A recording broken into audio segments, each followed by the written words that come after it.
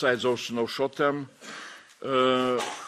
challenges, of course, when we're looking into longer-term perspective, we need to see also that Chinese rising power can demand more and more of, first of all, American attention. Of course, we should be partners with them, but it can mean that Americans simply will not be able to keep their presence on the European continent on such a level as we have now and what we are accustomed. So again, we need to take that into account. Having in mind everything from let's say military force, weapons, which we are dependent very much on in some sorts of the weapons on Americans, and also on technology developments in defense. When we are looking into both of those short-term and longer-term challenges, and especially when we are looking into shorter-term challenges, I am saying that we need to abandon in some way our attitude to development of defense, which somebody is calling incremental attitude or incrementalism in the attitude. I was using some kind of this metaphor that from incrementalism we need to move into Big Bang approach, because if we see all those challenges, especially related with Russia, like coming during possibility of those during for next 5 years, so of course we need to understand what does it mean. And here then I am looking into what we can do as European Union in order to be ready for those challenges. And again, I will repeat that we are not pretending to compete with NATO. That's for sure. NATO is developing defense plans. That is a basis for us to understand what we need to achieve. We as EU can help member states exactly with development of their resources which are needed for implementation of those defense plans, and we can raise money. We can bring additional legal language, and to try to find the best ways how we can help member states in some kind of this Big Bang approach to improve their readiness. Now, when I am talking what we where we need to concentrate our efforts, I see 3 major chapters in such an environment which I was speaking before. One is Ukraine. Second is really our own capabilities, ramping up production and really looking into our readiness. And third one, of course, financial chapter, finances for defense. So very briefly on Ukraine, I think that why we are talking in this white paper about Ukraine, because in my view, if we as a West or EU, if we are failing with support to Ukraine, military support to Ukraine, then we need to understand that such consequences of such failure will mean that so-called most extreme military contingencies or possibility of Russian aggression is coming, even earlier and maybe more extreme. So that is why we need to look very, very, very clearly, and in my view, we need to at least to try to have very clear plans, with very clear finances, what we can deliver to Ukraine, and to target ourselves not only towards military assistance to Ukraine, which is crucial, and this is the basis for everything, but also to look how we can all together with Ukraine to be much stronger in what I call the war of narratives. In my view, we are losing to Putin. For time being, he is able to spread this message that Ukraine is not able to win, that Ukraine is losing, that much better for Ukraine is to go for some kind of peace agreement immediately, even under Putin's conditions. So my view is that we need to try to change that. But we can change not with our statements, because it's not enough, but with real practical plans. I can elaborate later on a little bit on that, but this is my view. Second chapter is, of course, on our own capabilities. and where really I'm saying again and again, repeating, we need to have some kind of this big bang approach. And I am relating our language and our vision, what we need to do, very much with what is called NATO capability targets. As you know, now NATO is reviewing their defense plans, also so-called capability targets. Capability targets means very clear numbers. Here was, again, I am quoting everywhere Die Welt, the only source which I saw about those new NATO plans. NATO is a little bit, how to say, hiding some numbers, as top secret, but here was a publication where it appears that NATO will ask next year to approve those plans, and the plans are something like that. I am speaking from my memory. Additional 49 brigades, 1,500 tanks, 1,000 pieces of artillery, several thousand pieces of vehicles, and so on and so on. So my view is that we need to take those numbers and to transform them into what the industry in their suggestions, in their input to our white paper, are calling industry output plan. And then we need to go to member states asking, are we ready, to go in some kind of this collective approach to ask industry to produce what is needed, and really to speak with industry, are they ready to produce? And with a quite short period of time. Because NATO planning is, they are targeting 2044 now, according to their planning procedures. We need to speak about targets of 2030, around of 2030, because of the threats which we are facing. So that is what we shall try to do. Of course, besides this, what we call NATO capability targets, we need to see also the challenge how we are moving with so-called defense projects of common European interest, including air defense shield. We need to look how we are going forward with so-called strategic enablers, which we are very much missing, and also how we are going with modernization of our defense industry. The last chapter is should be devoted to finances for defense, and here we have three topics. One is next MFF, where we expect that spending lines will be bigger for defense, but next MFF will come only in 2028. So as it was said in political guidelines, we cannot wait till 2028. We need to look for additional funds. And here is this topic of 500 billion for next 10 years.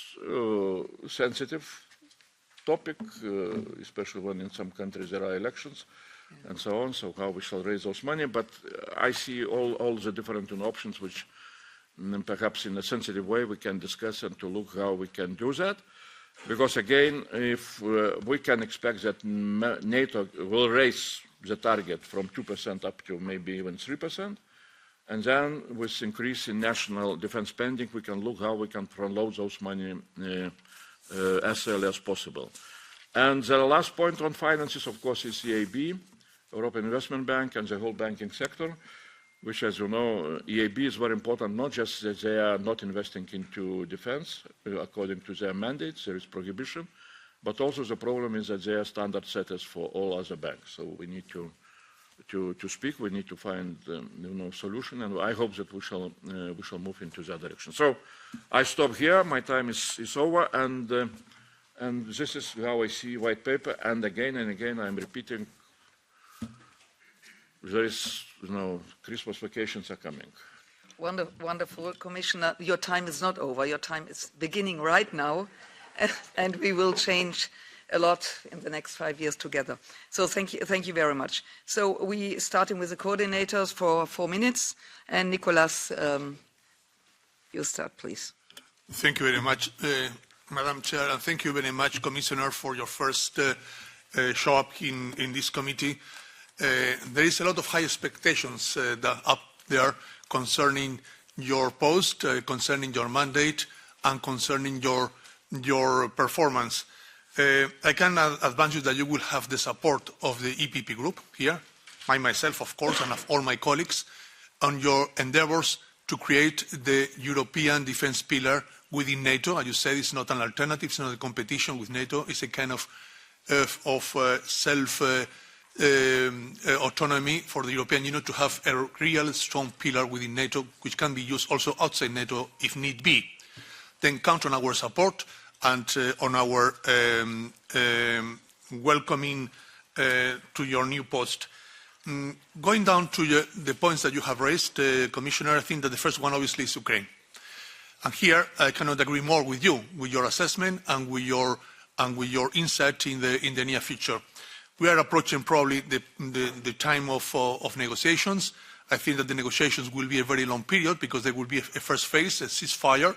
But after a ceasefire probably is achieved, we need to negotiate a lot of issues, whether the military status of Ukraine, which will be the line of contact, the international status concerning NATO, the security guarantees, and so on and so forth. I think that this negotiation process will take us for months. But, well, we will see when does it come. And the first thing we have here to reassure is that we cannot do a peace without the Ukrainians and against the Ukrainians, but support what the Ukrainians will be putting on the table. Probably we are late. I mean, even if we have all the political will to create a European defense pillar, it will take us years to do so. Even with the political will and with all the resources on the table and with all the money in the pipeline, it will take years. And perhaps we don't have so much time. Then there is here a point of urgency. I mean, time is of essence here for creating this pillar. And not only the sooner the better. If there is no sooner, there will be no European pillar on time to avoid any kind of military adventurism from Russia again. My second reflection means that we cannot create really a new architecture of security in Europe after the war in Ukraine if we don't know what kind of relationship we have to engage with Russia. And this is a kind of it's a political issue, but a very important framework issue. Less we don't know what to do vis-à-vis Russia, will be very difficult to create a new security architecture in Europe. And this is something, this debate should already be on the table. The second or the third point that I wanted to underscore is financing. That's, you say that it will take part of the white paper that you will produce in 94 days, and that it is perhaps one of the main chapters. We cannot wait until 2028 for the new multi-annual framework, finance framework, because we have not that time, as simple as that. We cannot wait for 4 years. And here we have to be innovative, creative, and flexible to tap on all possible financing resources and mechanisms. The most important one probably is the issue of Eurobonds. I don't want to call them war bonds. In any case, we could call them peace bonds, if you want, or stability bonds. But we have to go to the market until 1928, because there is no other way to raise enough money. Secondly, you have also very rightly pointed to the European Investment Bank, which has always said us, at least some of us, that they are ready to finance research and development programs of dual technology. They are ready. They have the money and they have the disposition. They are willing and ready to do so. Then let us put on the table quickly this kind of joint research and development programs. And third probably is a kind of the new ceiling that it is 2%. It was a ceiling before, the 2% GDP on defense. Now will be a floor, and probably there will be money there. But again, time is of the essence. We don't have so much time in order to create a Europe of defense. Now, supporting military, financial, and political Ukraine, and afterwards, once the weapons are finished to talk. Then all our support, Commissioner, you can count on it, and we will be giving you our input in due course. Thank you very much. Thank you very much. Sven Mikser. Thank you very much, Chair. Dear Andrius, it's good to see you back in the Parliament during your first full week in your new position, and obviously I join my colleague in wishing you good luck, and it's going to be a tough 5 years ahead. Especially I wish you good luck in securing all the necessary budgetary means for those ambitious projects that we have discussed and that you have outlined. I would like to ask specifically about your vision regarding the single market for defense-related goods that the chair also alluded to, and that featured in your confirmation hearing. We have been discussing just yesterday, actually, the current status of projects like EDF and the DIRPA, and they have been described as steps in the direction of a single market for defense. And indeed, I mean, joint procurement and joint capability development and joint R&D in the area of defense, they are steps in that direction. But we all know that there will continue to be a number of exceptions and exemptions when it comes to the trade in defense goods. So I would like to hear your views as to whether completing the single market in defense is going to be possible without treaty changes, or will there be treaty changes required to complete that ambitious projects, and how you see that the timeline for achieving this. And well, obviously, it's also very close. The openness of our defense market for example, our closest allies from outside the European Union. It's a very sensitive issue, and it's closely linked also to the issue of reciprocity. I mean, the access of our producers to their markets and so on. So, how do you see? Are there any limits to how far we should want to go with the creation of the single market for defence? And how you see the timeline, and what procedural steps or obstacles do you see in that long road? Thank you very much, Pierre Romain. Merci, Madame la Présidente. Thank you, Madam Chair. Commissioner, I wanted to bring this up with you. I'll wait for the interpreters.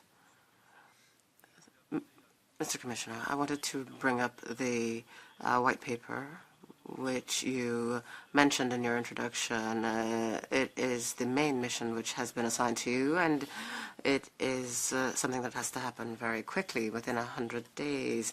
And I agree with you that this must define a joint view of the approach, and a shared approach from all actors. And I think that the risk would be to put within that white paper very short-term goals that are based on political decisions of member states, and I'm thinking in particular of the conflict in Ukraine. Now, let's be clear. I'm not saying that our Commission doesn't need to address this war, but I don't think that it belongs within the white paper, because the risk is that as decisions and the situation itself evolve, the white paper might become obsolete or require permanent modifications based on the situation with this war. So, of course, I do believe that we must draw up resolutions within our committee on this, but I think that in your document would mean that it would not be a long-term document that would be relevant for years. It would have to be modified every 5 years or so. So, here I have a question. When it comes to strategic culture, I think that has to be at the heart of this document, to say that we have different strategic cultures in Europe, but we have to think about the smallest common denominators of all of these cultures, and we shouldn't privilege one over another. I listened to your speech at the Martin Center, and you recalled your close proximity with Ms. Kallas, because you come from a Baltic state. So there's some unity there, but there's a risk that the white paper be focused on this eastern region. There's nothing wrong with it. I think we can all agree to that, but we have different strategic cultures in Europe and different types of threats. So that needs to lead to a 360-degree thought process, and not one that leans more to one region or another. So I wanted to bring that up. I think what really matters in that white paper is the ambition of creating or turning our 27 member states into a strong international geopolitical player. So I think that if we don't have that 360-degree view, we'll have a very regional view of our strategy. Thank you. Thank you very much. For the ECR, Alexander Andras. Yeah, thank you very much. So, I'm not the coordinator, but it did not show up, so I volunteered, although, I'm just flying to the United States and need to go to the airport, so will be very short. First, congratulations. We have a great confidence in you, and if there is really some improvement in the Commission, it's the security and foreign policy and defense component.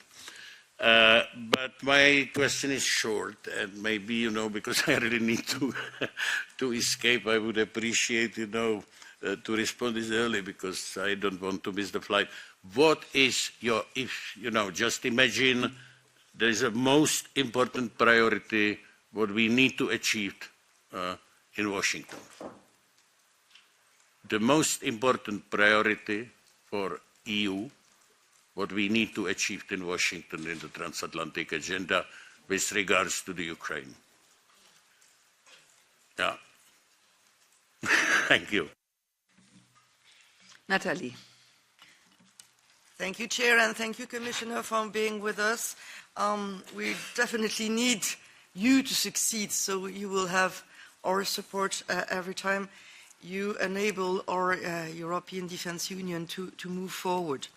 I can only support the fact that you start on the White Book by talking about Ukraine, because the Russian threat will not disappear.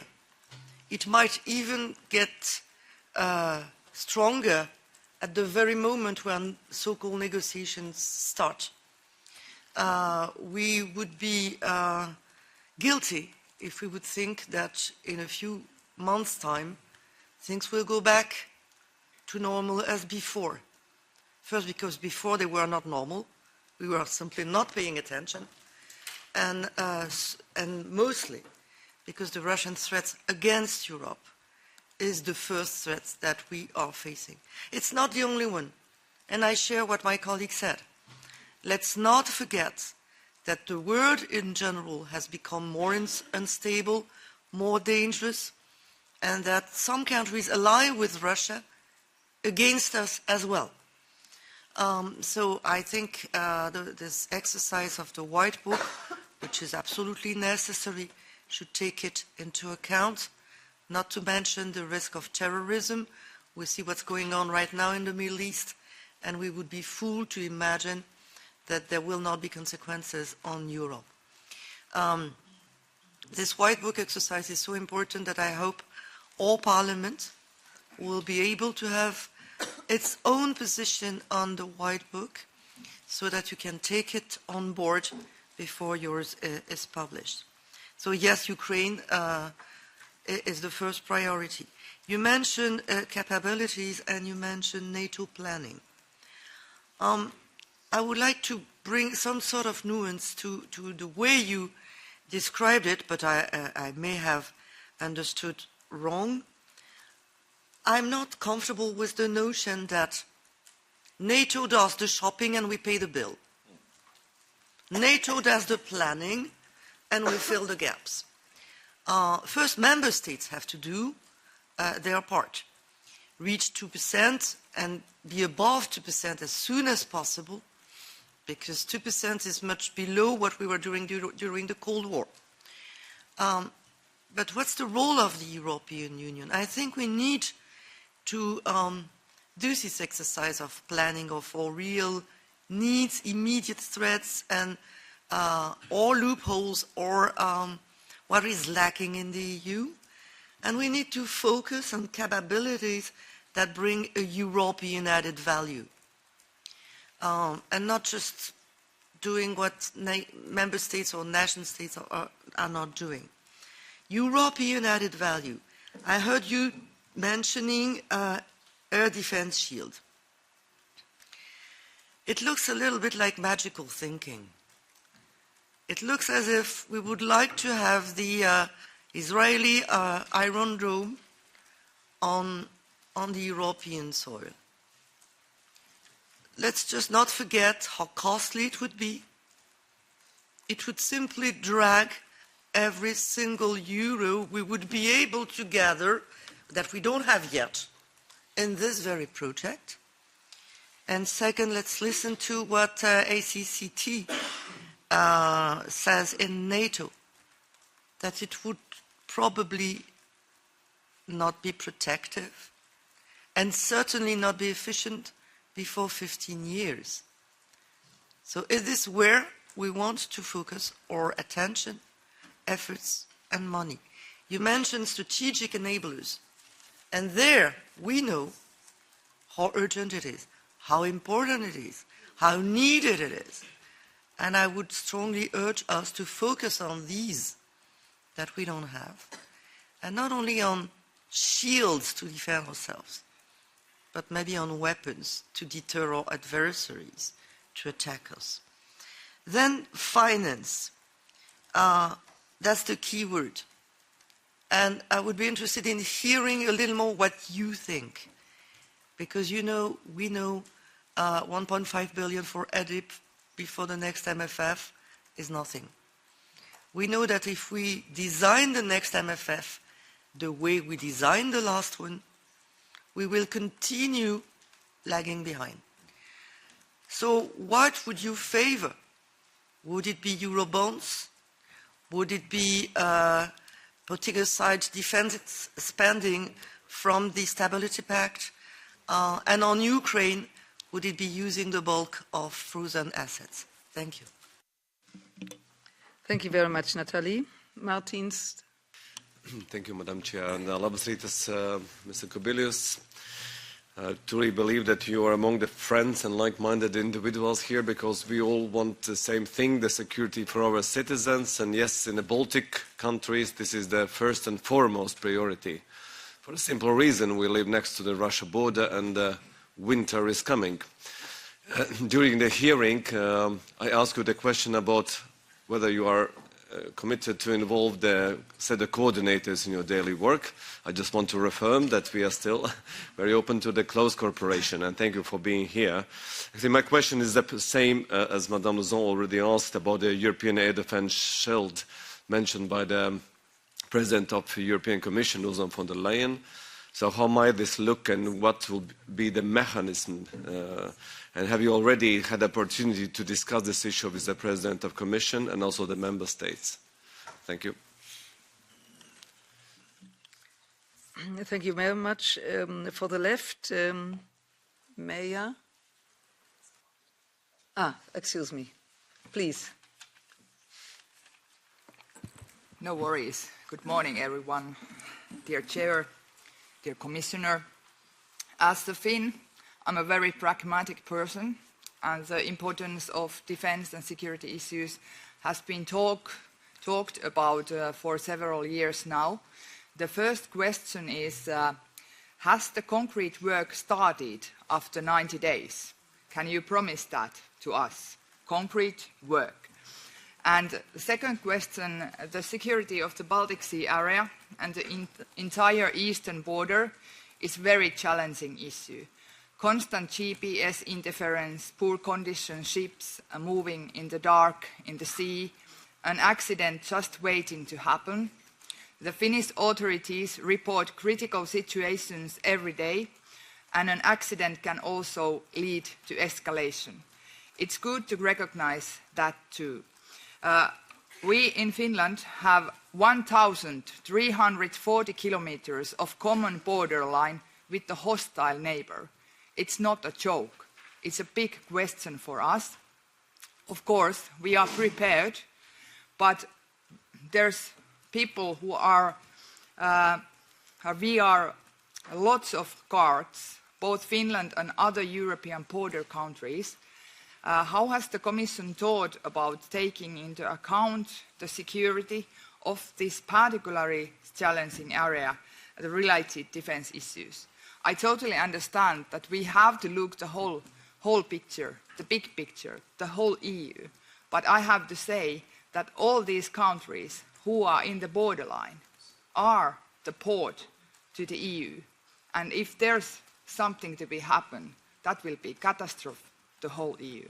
And that's the reason why I'm so heavily speak about this issue. Thank you. Thank you very much. Is anybody here from the ESN? Okay, it's not. So, Commissioner, I give you the floor. Okay.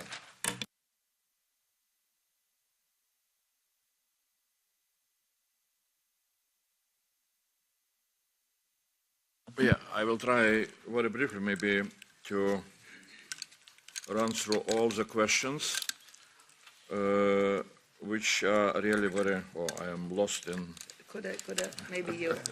No, it's okay. Okay. So, okay. Now again, very briefly maybe to run through some major points which were raised by different members of the parliament. On Ukraine and what Alexander Vondra was, he left, so we can say farewell to him with some kind of thoughts what to do in Washington. My view is very simple. First of all, of course, in my view, Ukraine issue, and threats of Russia will not be gone, after 2025. Whatever, 2025 will happen. Here will be ceasefire or not, those issues will stay. And in order to maybe to bring, ceasefire or some kind of war ending as quickly as we can do it, we need to, again, I am coming back to this, war of narratives. We need to show to Putin that he will not be able to achieve anything in Ukraine. That our support really is staying, even maybe, with some increase. I again and again, I can remind that our military support, both from EU side and from United States side, per year was below 0.1% of our GDP. Russia is spending 9% of their GDP. We are giving to Ukraine 0.1%. That's reality. Because if you will look into the official numbers, for example, EU support for 3 years period of time was around 44 billion euros, which means that per year we are giving around 14 billion euros. And if you will take into account EU GDP, which is somewhere around maybe 18 trillions of euros, you are getting exactly less than 0.1%. The same with the United States. The United States gave a little bit bigger military support to Ukraine.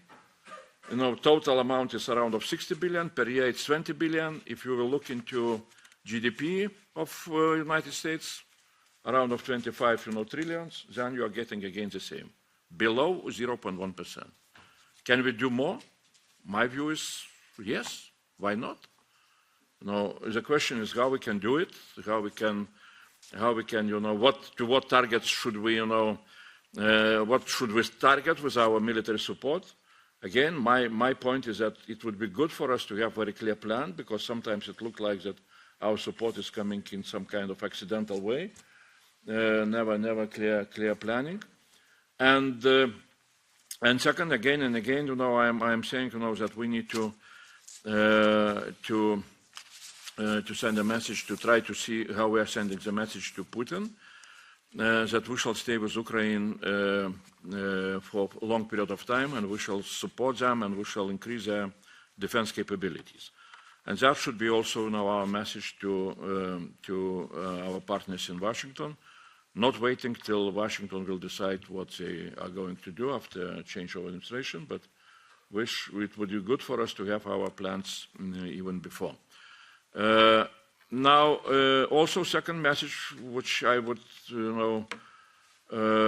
would like to see that we are sending that message in a very clear way, that, American attitude that they will concentrate only on China, and they will, will leave Ukraine for us.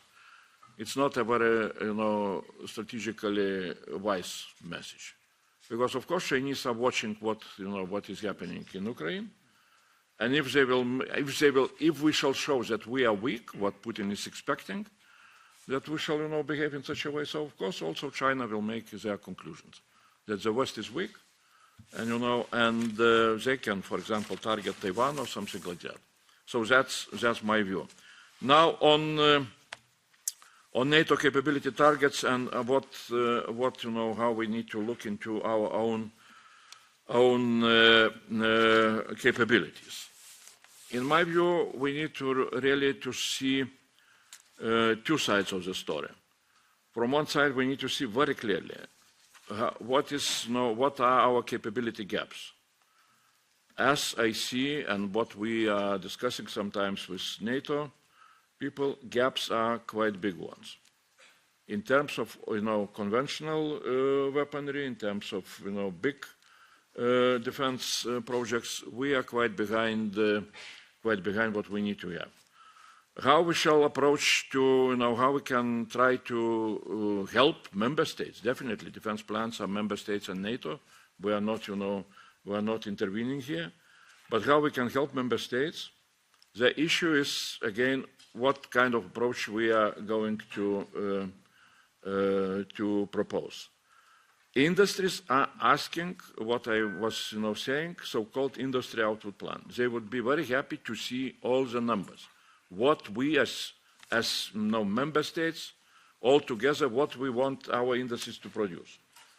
Because one approach is that member states are going, by themselves, asking industries, small pieces to be produced. Another thing is when member states are coming with joint procurement demands, with aggregated demands, that makes, industries, for industries, it creates for industries possibilities to have long-term planning, to have long-term contracts, and so on and so on.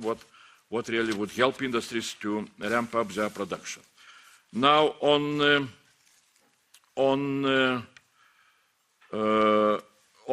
short-time and long-time perspectives.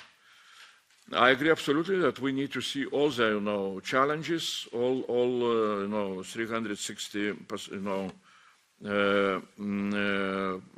angle views. But again, for time being, definitely from my point of view, Russia is the biggest threat. And it will stay for quite a period of time. And I would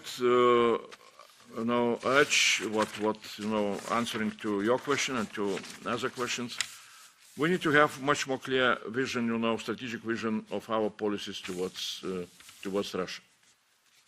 I think that we are, in some way, we are avoiding to ask ourselves very strategic questions, and that is making sometimes our decisions, how to say, not fully strategical ones. Now, on development of European pillar of defense, I agree with that.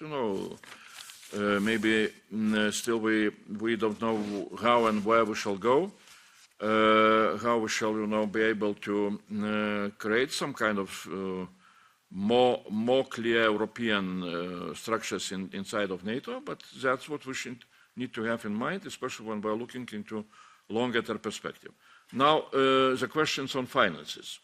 I would again repeat that I see those three topics like MFF, but MFF, again, I would not elaborate too much. You know very well, the numbers, that now in the budget we have only 10 billion since 2021.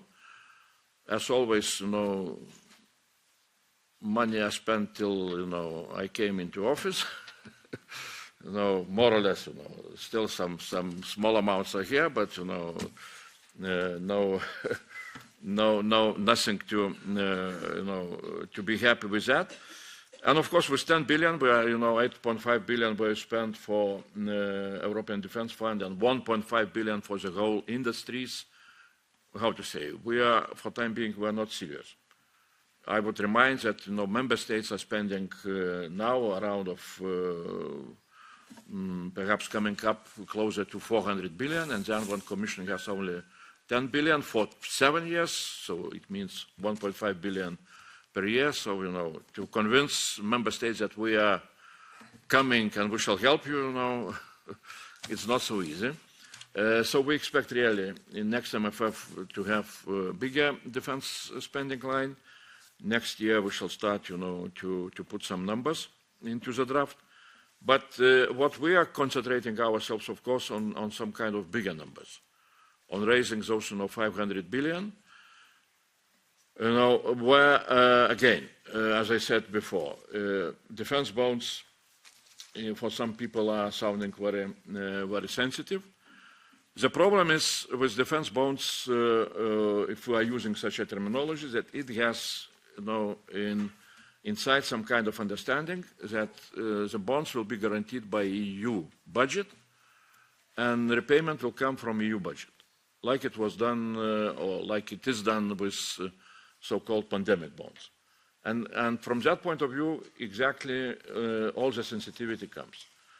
My view is that if we should try to look into that possibility that member states really are going to increase their defense spending from 2% to bigger numbers, you know, and that's very good. So I would remind that 1% of GDP, if, for example, suddenly it would happen such a, you know, miracle that NATO is demanding 3% and member states are starting to spend 3%, 1% of GDP in Europe means 200 billion additional funds. Now you know what Draghi report was saying, that, you know, okay, member states after the war, you know, started to increase their spending. Out from 20, how many members, you know, EU members are NATO members, you know, we have big number of members who are spending 2%. Still 8 countries are not spending. 3 of them are quite big economies, like Spain, Italy, and Belgium. And according to Draghi, you know, calculations, if those all countries would start to spend 2%, it would be additional 60 billion. So if we are raising up 1%, it means, as I said, you know, it's around of 200 billion, you know, additional funds to be, which member states will spend for defense. And if we would be able to convince and to agree with member states that we are organizing some kind of front loading of those money, which will be repaid, you know, and borrowing and having, you know, big package of money as quickly as possible, but those money will be repaid by national defense spending, looking into the future for, you know, next 30 years or whatever. 0.1% per year would mean around of 20 billion euros. If member states out from those 3%, which they are, let's hope they will start to spend for defense. If they would give, you know, 0.1% to repay the debt, it would be, you know, 20 billion, and we can look into possibility to organize in such a way both, you know, borrowing, front-loading the money, and then repayment. In addition to that, of course, we can look into European stability mechanism, where, according, like Prime Minister Letta is saying, you know, there are money which we can spend, we can borrow and we can spend. That's possible, but as we understand, it will demand also the change of the rules which are established for ECM. It's not very clear how member states will agree, but we shall look into that also. Also, there is discussion, can we repurpose existing programs, money from RRF or cohesion funds? Again, you know, let's look into that also very, very seriously. Maybe that is what I wanted to say for those questions which were raised. Yeah, okay. Air shield. Yeah, okay, on air shield. So I can, yeah, try to elaborate a little bit, you know, on air shield.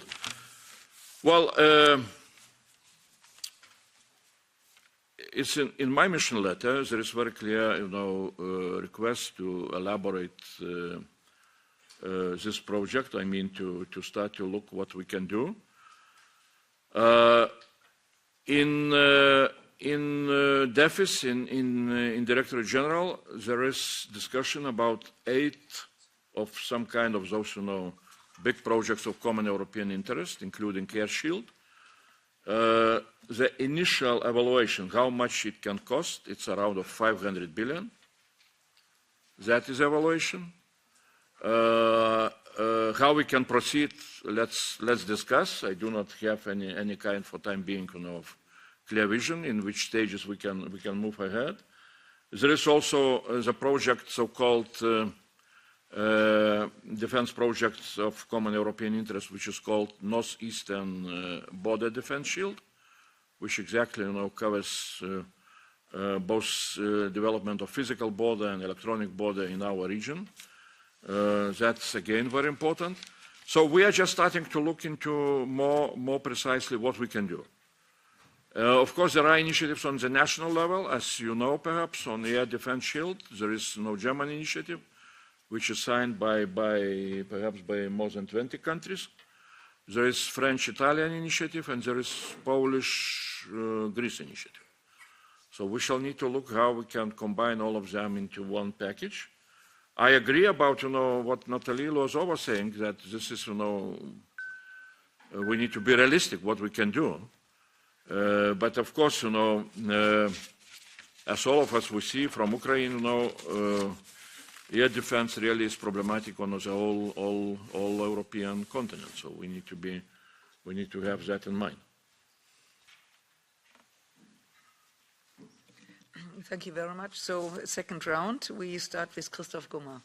Please, 2 minutes. Thank you. Thank you, Madam Chair.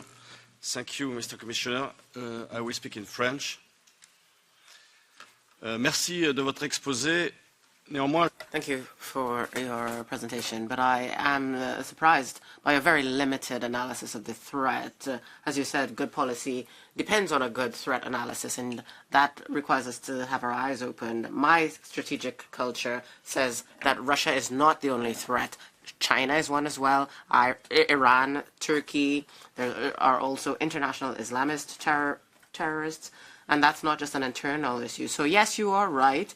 It is urgent that we strengthen our capacity, and I agree with Nicolas. We need quick wins with the companies being concentrated and no duplication of work. Yes, an air shield, but it has to be a European air shield. We have to ensure that European funds go to European companies. And on Ukraine, and I'll end with this, of course we must strengthen Ukraine, but Ukraine doesn't only lack weapons, they also have a lack of manpower, and Europe needs to launch a diplomatic initiative which also needs to focus on the post-war period. What do we do then? Shouldn't Europe prepare to send European soldiers onto Ukrainian soil to ensure that they can sustain independence and to show Russia our determination to counter their actions? Thank you. Tonio Picula. Thank you, Madam Chair. Dear Andrius, Mr. Commissioner, first of all, allow me to congratulate you on your demanding post and wish you nothing but the very best during your mandate. I welcome commitments you made during your hearing, and I'm looking forward to the much-needed progress in our common security and defense policy. My question to myself is what the world will look like after the 2024 super-election year. It seems that we will experience a super uncertain 2025 year. It will be very challenging with the changes in the White House, but also with a number of hardships in our immediate neighborhood, as well as in our own house. Nowadays, we are witnessing hybrid attacks orchestrated by our enemies more than ever. They are also becoming more assertive and creative than ever. Attacking our elections through cyber attacks and disinformation also means attacking our democracy. Furthermore, among recent examples, we witness attacks and the sabotage on energy infrastructure, both in our member states, but also recently over the weekend in Kosovo. My questions: will hybrid warfare and the ways to tackle it be addressed in your upcoming white paper on the future of EU defense? Also, will you seek a deepening EU-NATO cooperation on this pressing issue? And finally, how do you foresee the security situation we didn't mention during this meeting in the Western Balkans and European Union's role in that still volatile region. Thank you, and good luck once again. Thank you very much. Petras. Thank you, Chair. Dear Andrius, welcome back in different capacity, but that will be probably a lifespan for 5 years. Looking forward for efficient and constructive partnership in this regard. So I have 3 points to make from my side. Well, the white paper definitely is a greatly expected document to be discussed. So which role in the for European Parliament you foresee? I mean, will it be any half ready draft paper discussed in the European Parliament? Would you be in favor of coming again? I mean, probably in camera kind of settlement here to discuss, to share, not to be surprised. I mean, seeing the final, let's say, product at the final end.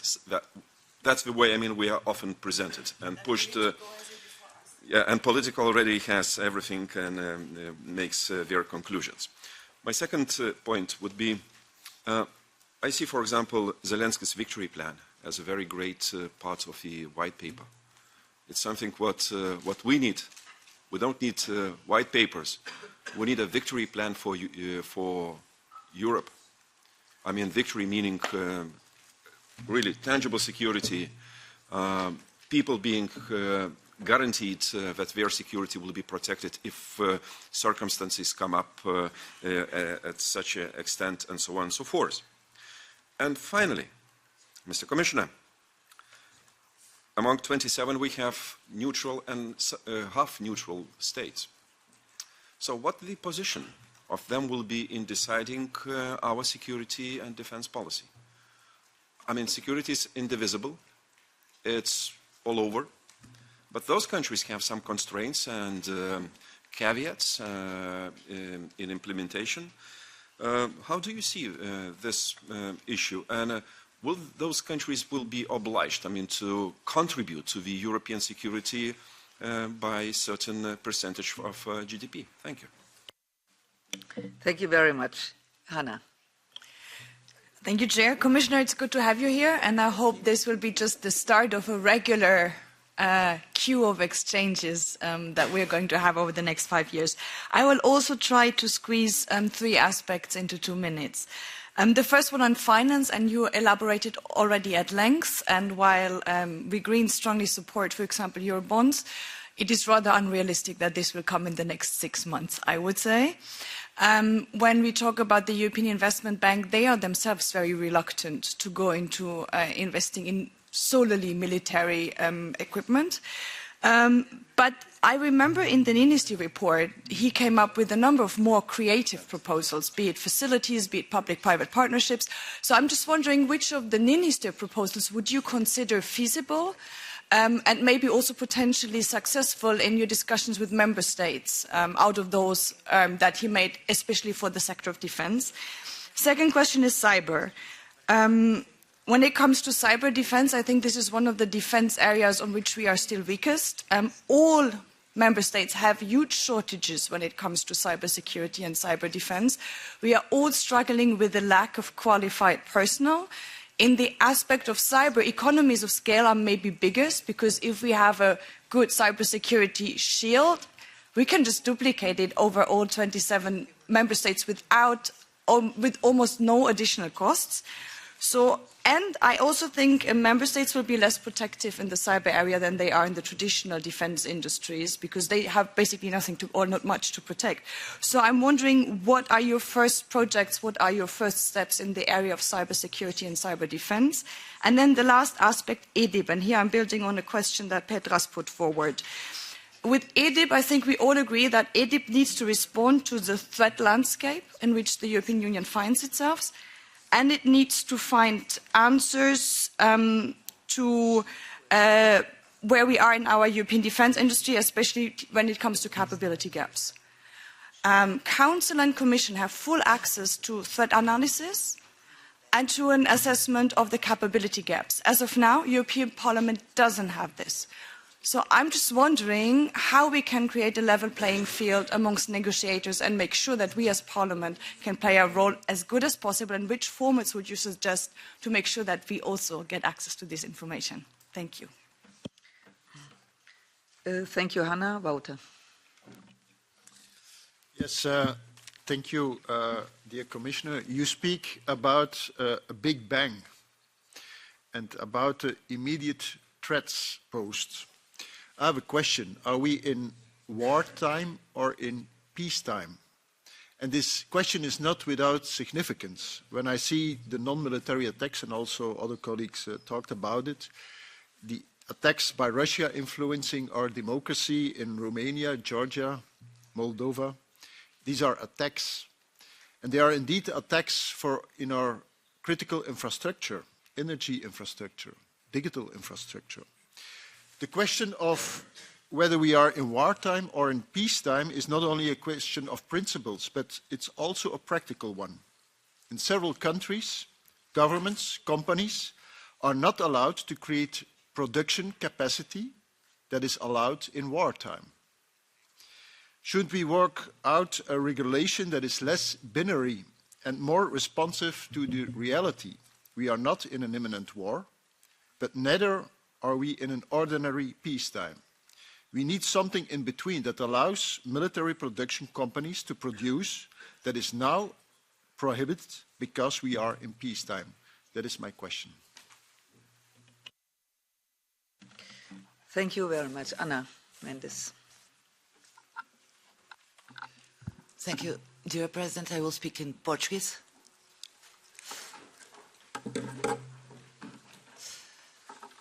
Bom dia, Sra. Presidente, Sr. Comissário. Thank you very much, Madam Chair. Hello, Commissioner. Thank you so much for coming today. I'd like to congratulate you on your nomination. I understand you've taken the post at a very difficult time. The international situation is what it is. The Draghi report touches upon that. And yesterday, we heard talk about the need to increase investment in defence. So we're all aware of what needs to be done in terms of defence in order for Europe to gain strategic independence. And I think that's something everyone around the table today is aware of. Cohesion policy fights against territorial and social inequalities, and we don't want that to lose out when we're investing in defence. So my question to you is very simple. How can we continue to invest in the territorial and social cohesion in the EU whilst at the same time responding to our priorities in terms of defence? We need to ensure that other policies don't lose out. You're right, of course, that we do need to guarantee our defence and that we need funds to do so. I think everybody would agree with that. But our territorial and social cohesion is also vital. We need to ensure that we can guarantee regional and territorial cohesion and ensure that that isn't the loser in all of this. One final question, Mr. Commissioner. In your white paper that you're going to release in the first 100 days, will you take into account our concerns about the cohesion policy? Will you ensure that that can continue to serve Europe as it has for the last 50 years? Security, solidarity and defence need to go hand in hand. Chair, allow me also to speak in Portuguese. Okay. Senhor Commissioner. Now, I completely agree with what my colleagues said. I join them in welcoming you to the position, and I wish you a very successful mandate. Your success will be our success. I would echo my colleagues and say that you can rely on my support in this difficult time too. Mr. Commissioner, in Berlin, I highlighted the role of NATO in filling the gaps and supporting our defence. But Europe, of course, does have its own measures, CSDP, for example, something which wasn't mentioned so much in Berlin. For the 27 defence ministers in the EU, we've got to start taking into account our role in NATO perhaps a little more. It's incredibly important when we think about our strategic autonomy, and obviously that's something we've already been talking about.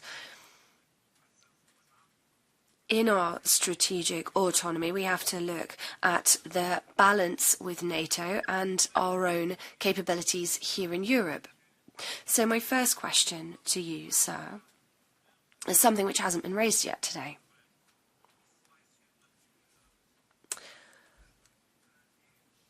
Is this going to be a priority for you? Is it something that's going to be mentioned in the white paper?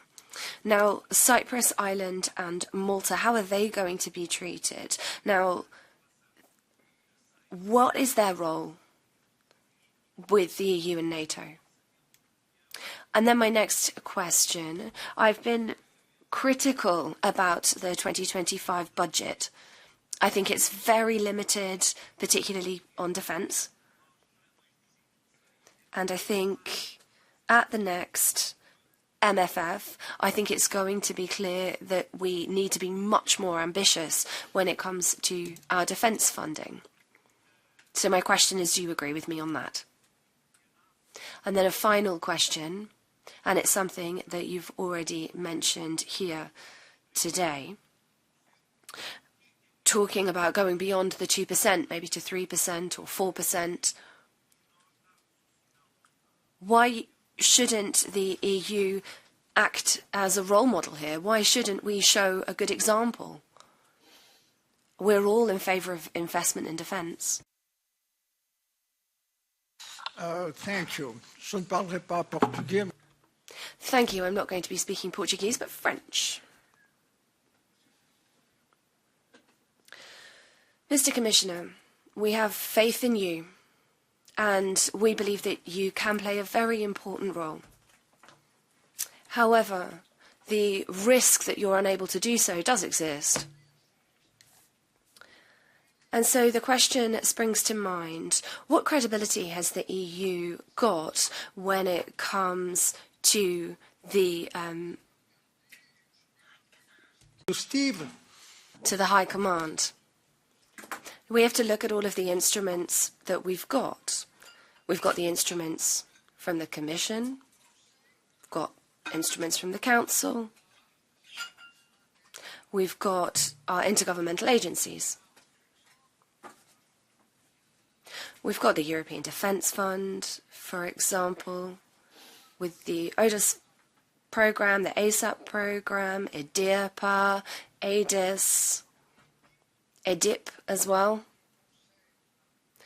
With the Council, we've got PESCO, we've got the European Peace Facility. When it comes to intergovernmental agencies, we've got the European Defence Fund, which of course is going to depend on the High Representative, and so on and so forth. So my question to you, Mr. Commissioner, shouldn't we perhaps be thinking about what we're doing and trying to centralise the decision-making process? Because what we're doing at the moment, at least in terms of the military powers that I've been talking to, they just don't have faith in the system and in what the EU can actually do. And I think here you can play the role of a real catalyst, not just because of your personal experience, but also because of your desire to carry out the role. And so I think this is worth bearing in mind, in addition, of course, to all of the very valuable questions that my colleagues have asked.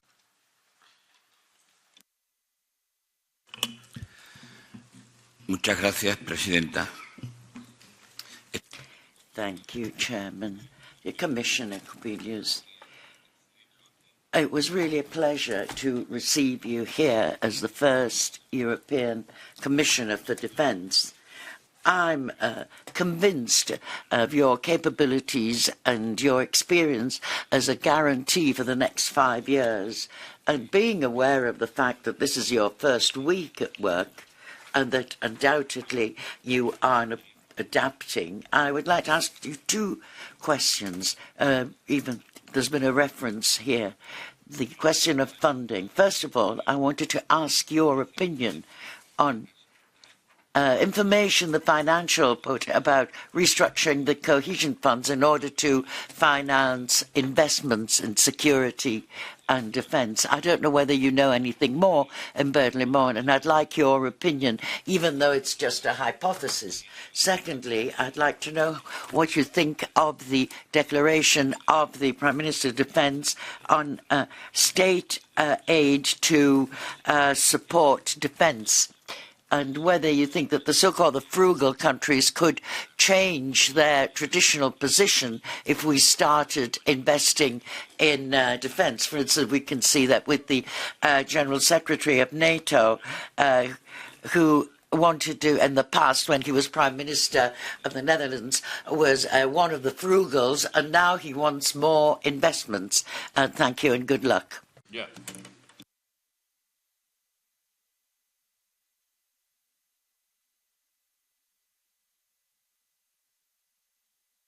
Yeah, sorry. Threat analysis. Definitely we see, much broader picture, perhaps. Even, when we're talking about Ukraine, we can see very clearly that we're facing the whole axis of authoritarian regimes, Russia, but, Russia is supported by North Korea, by Iran, China is somewhere, also around. So that is what we're facing. On one side, we have authoritarians who are uniting. On the other side, we have democracies who, it would be good if we should unite also, but, the issues with the United States, it would be good to avoid, the trade war, which, perhaps Putin would be very happy to see that we're developing in such a way. So we need to see the whole picture, definitely, and we need to, but, the whole picture then brings us to also to some very precise questions. If we are weak, if we are showing our weakness in Ukraine, so it emboldens not only Russia, but North Koreans now are learning how to fight in Ukraine. And if we are showing our weakness, what will be the outcome of North Koreans versus South Korea? If we are weak, what will be in relations in between, or not relations, but but Chinese position towards Taiwan. So everything is very much interconnected. And that's what we need to see as really as a threat. Now, second point, what I would like to stress. I understand that, Commissioner on Defense, everybody asks me everything about defense, I would be happy to have all the, power in defense, but it's not, the case. So I am more, on defense industry. But your questions about, should European member states, bring their militaries to Ukraine after ceasefire? Very important question, but it's not, definitely it's not my responsibility directly. I am sure that, we shall have in Commission, some kind of discussions about our policy towards Ukraine. I am looking forward that we shall be, maybe, we shall have some kind of internal, informal gatherings like, me, of course, Kaja Kallas, Piotr Serafin finances, Marta Kos, enlargement, which is very much, related on everything what is, what relates with Ukraine. And we need to see, much longer term perspective, not only military perspective, but also, Ukraine development, Ukraine integration towards EU, Ukraine integration towards NATO. And when I am talking about Ukraine, then definitely it comes also, Western Balkans, Moldova, well, we are, we are watching what is happening in Georgia. Somebody, was asking the question about hybrid threats, I see really, that we need to take into account also that Kremlin is very good, very good. I don't know if that's precise wording, but definitely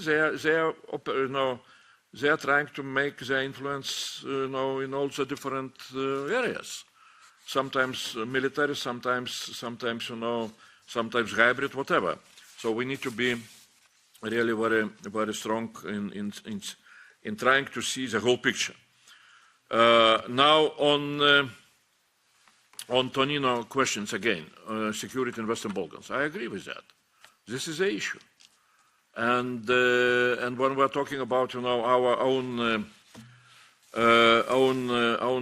defense developments, we need to, as I said before, we need to see now, of course, Ukraine, but also Western Balkans, other countries are very important from security point of view, and also, of course, we need to see what we are. What is in our plans on Ukraine, like steps forward with Egypt on integration of Ukrainian defense industry towards European defense industry.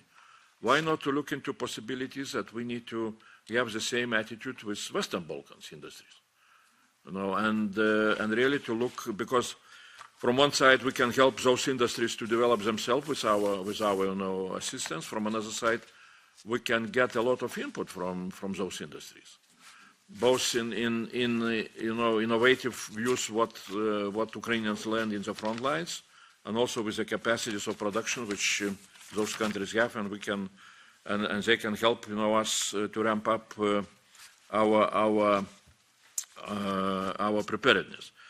Petras Uštrevičius on the role of European Parliament. Absolutely, I'm as I said, I see defense in policy as European policy, something new where we need to have a lot of new ideas, and those ideas usually are coming from politicians, from experts, and that is why I am really ready to engage. Formally, informally, everything is possible. And my view is what we are trying to do. We are trying to see this, white paper as consisting of several chapters, as I said, and we are developing now something like input papers on those separate chapters, just for us, to start some kind of more organized discussions, not to wait when we shall write the whole white paper, but if we understand that, Ukraine and our own, capabilities and then financial side are those most important topics, why not to start to develop some kind of language on those different chapters, and then to start discussions. And then if we shall see that we are coming to some kind of common understanding, we can put everything into this white paper, so we are ready to do that. On victory plan, that's exactly what I am speaking. When I was saying that we need to take capability targets, I don't think that there should be no difference in between of NATO capability targets in general, which are also divided into member states capability targets, and EU capability targets. I am quite surprised that our knowledge about what are the capability targets is very limited. Somebody was saying that in the Parliament there is no information of that. There is no information commission. So we are trying, well, I hope that our dialogue with NATO exactly will help us, to see both what are the capability targets which NATO now is developing, but the NATO planning procedure. Now they are developing capability targets which are called capability targets 2044. Yeah, so, because, of course, I understand their logic. If you have only 2% of spending, and you need additional 1,500 tanks, so when you can produce those tanks, when you can procure those tanks, it will take time. But this is this is what they have in their planning procedures. This is nothing new. I was saying very simply, we need to take those capability targets, but to put the dates 2030. Because we cannot ask, Putin, can he postpone his plans, of aggression till we shall be ready.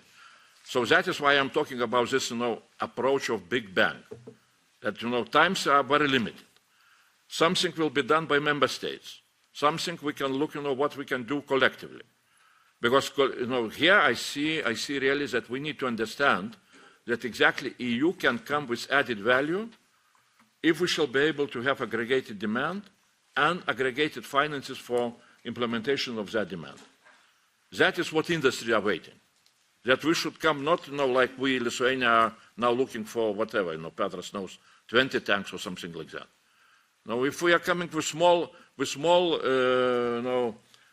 tenders, then of course, industry does not know should they increase their production capabilities or not. That is what we need to do. And victory plan, exactly, I would suggest everybody to go into, we can make maybe joint excursion to European House of History, to look how Jean Monnet was helping Americans to produce victory plan back in 1941, before American joined, before Pearl Harbor. But Roosevelt, under suggestions of Churchill, who sent Jean Monnet to Washington to help with Lend-Lease, and Jean Monnet was so good that he convinced Roosevelt to prepare victory plan in a very simplified, practical, view. That very clear. You can see the picture of Jean Monnet, writing. Americans have such a number of tanks. In order for them to land in France, they need to have such number of tanks. They need to have such number of artillery pieces. They need to have such number of ships to bring all the goods. That was victory plan. And I understand this language. We need to see two targets what we, where we need to target ourselves. One thing is really to improve conditions and processes in our defense industry market. What we're doing with EDIP, joint procurement, joint production, and so on and so on, this is very important.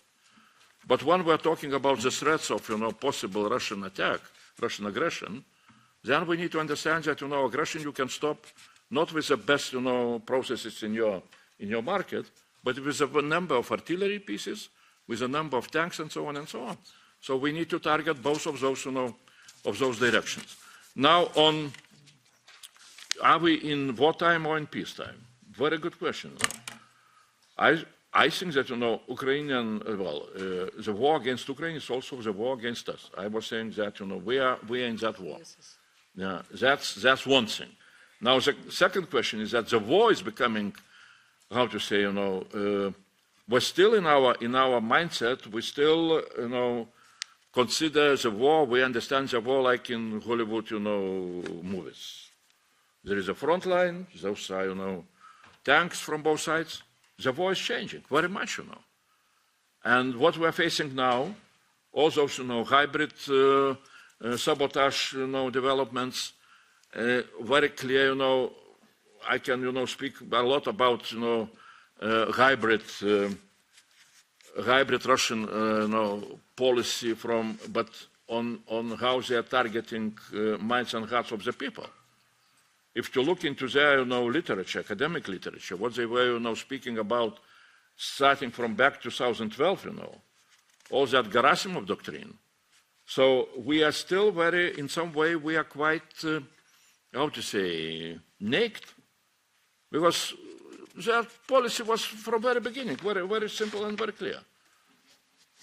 It's, even maybe sometimes what they were saying, more important to occupy hearts and minds of the people than territories. And that is what we need to understand. Now Madam Mendes, question on cohesion funds.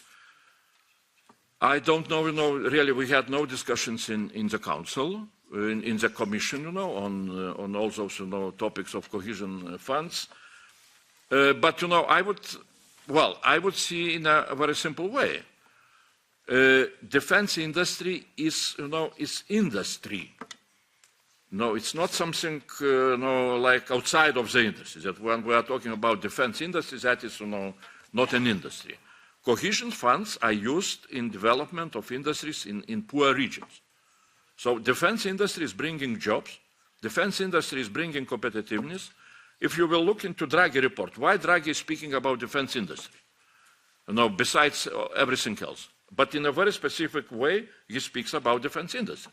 Why? Because defense industry has such a capability to bring competitiveness for the whole economy.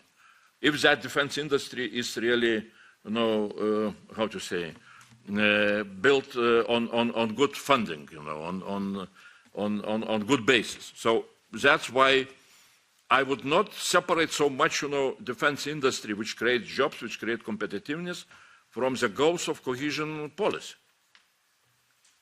Why not to look, that this is beneficial for both, sides? Now, on another question, Mr.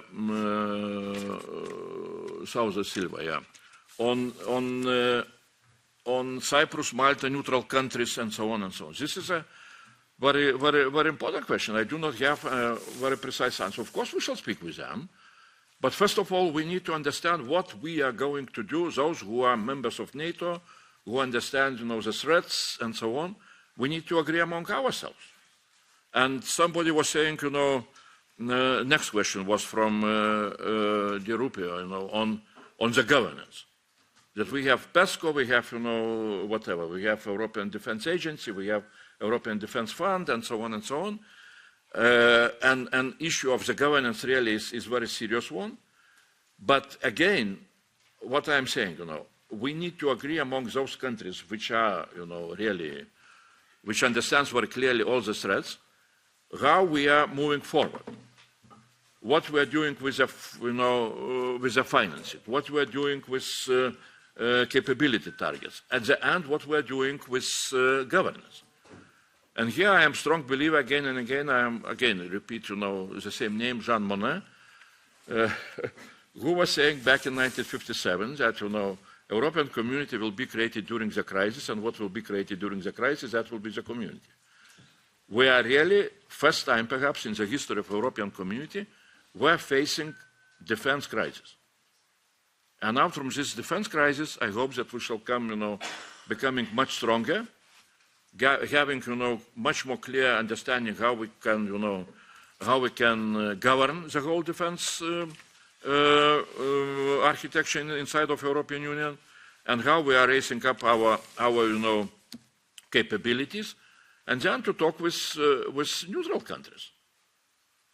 Well, we are.